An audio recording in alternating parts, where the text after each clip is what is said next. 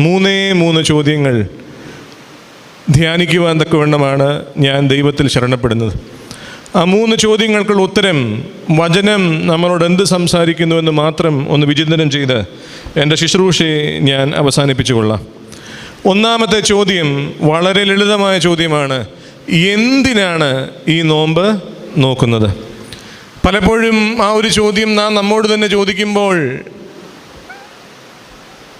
അറിയാതെ നമ്മളും ചോദിക്കും, എന്തിനാണ് ഈ നോമ്പ് നോക്കുന്നേ?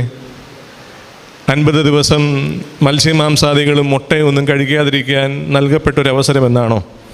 എന്നാൽ അതിലുമുപരിയായി വചനം നമുക്ക് നൽകുന്ന ഉത്തരം പരിശുദ്ധനായ പൗലോസ്ലീഹ ഫിലിപ്പിയർക്ക് എഴുതിയ ലേഖനം 3-ാം അധ്യായം 9, 10, 11 വാക്യങ്ങൾ.